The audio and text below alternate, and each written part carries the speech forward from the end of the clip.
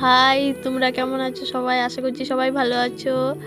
আজকে প্রথমেই রয়েছে মাছের তেল, সবাই খাও, আমিও পছন্দ করি। পালং শাক ঘন্ট আছে, পালং শাক ঘন্ট। এখানে পেঁয়াজ নিয়েছি স্যালাডের জায়গায়। আর হচ্ছে মাছ ভাজা। আজকে হাট গিয়েছিল বাপি, মাছ নিয়ে এসছে, বড় কাতলা মাছ। সেই মাছটা একটুখানি নিয়েছি। আজকে অনেক রকমের মাছের তরকারি আছে বলে অল্প করে ভেঙে নিই। শুকটি মাছ দিয়ে পালং শাকটা রান্না হয়েছে। তারপরেই রয়েছে চিংড়ি মাছ দিয়ে, বেগুন দিয়ে, আলু দিয়ে একটা তরকারি। চিংড়ি মাছ সবারই পছন্দ, আমার তো খুব পছন্দ চিংড়ি মাছ। আমি তো বেছে বেছে চিংড়ি মাছগুলো নিয়েছি যেন আমি সব চিংড়ি মাছ খেতে পারি। আমার এত সুন্দর লাগে চিংড়ি মাছের তরকারি। সবার থেকে ফেভারিট মাছের মধ্যে আমি চিংড়ি মাছটাই খাই।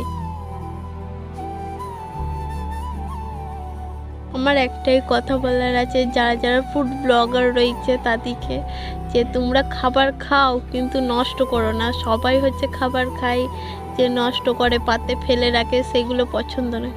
যে অনেক মানুষ কষ্ট করে নিজের ইনকাম থেকে এত কিছু আয়োজন করে, তোমরা সেইগুলো নষ্ট করো। দেখতেও খারাপ লাগে যে আমার দিকে দেখাও ফুড ব্লগাররা, তারা দেখাও যে এত কিছু খাচ্ছে, বেশিরভাগ তোমরা নষ্ট করো, সেইগুলো করো না। আশা করছি সবাইকে বলা হচ্ছে তারা একটা বাপ মা সবাই মিলে এত কিছুর আয়োজন করে, সবাই মিলে খাওয়া দাওয়া করো, সেখানে নষ্ট বেশি হয়। ওইটাই বলছি সবাইকে, যেন নষ্ট করো না, খাবে নিজের প্রয়োজন মতন, নষ্ট করো না।